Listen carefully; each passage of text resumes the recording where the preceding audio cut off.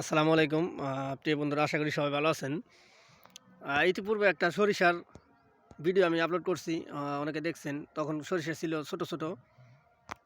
এখন সরিষার এই যে একেবারে যে হলুদ রঙের রূপকরণ বা যে নামকরণ করা হয়, যে পুরা চক বা ক্ষেত একেবারে হলুদ বর্ণে বর্ণিত হয়।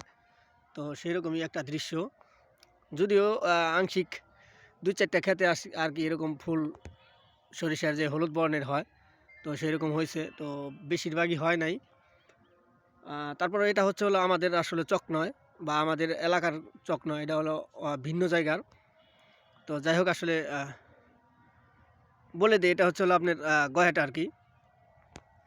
গয়াটার এই অঞ্চলটাও একটু টান, এর কারণে হয়তোবা এই সরিষাগুলো একটু আইগর, এর কারণে এগুলা একটু ফুল আগে ফুটছে বা সরিষা বড় হয়েছে, তাছাড়া অন্য কিছু না।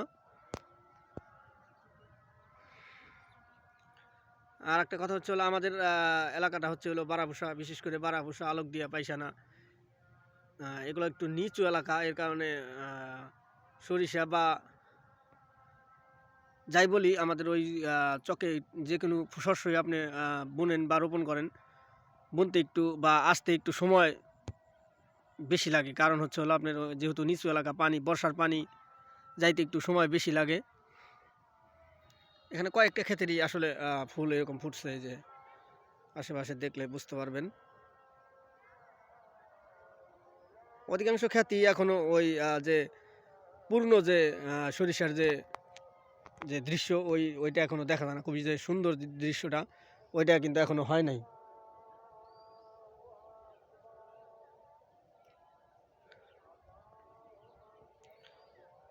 সামনে আরেকটা সুন্দর ফুল ক্ষেত আছে বা সরিষা ক্ষেত আছে, ওইটা একটু দেখানোর চেষ্টা করি, সবাই সাথে থাকেন।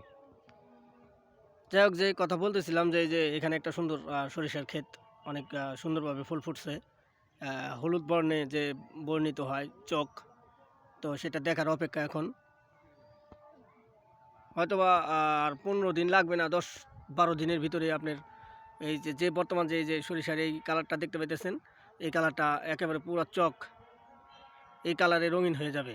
মাঝে মধ্যে চকের যে কালার পরিবর্তন হয়, কিছুদিন আগে ছিল একদম সাদা, তারপর হয়েছে সবুজ, কিছুদিন পর আবার হবে একদম হলুদ। তো সেই হলুদ বর্ণের দৃশ্য যে চকের হয়, তো সেটা আমি দেখাবো ইনশাল্লাহ। যারা গ্রামের বাইরে থাকেন তারা এই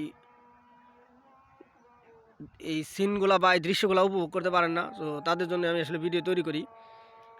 তো ভিডিও তৈরি করব ইনশাল্লাহ, যখন পুরা সরিষা ক্ষেতের হলুদ বর্ণে বর্ণিত হয়, তখন ইনশাল্লাহ সম্পূর্ণ ভিডিও দিব খুব সুন্দর করে।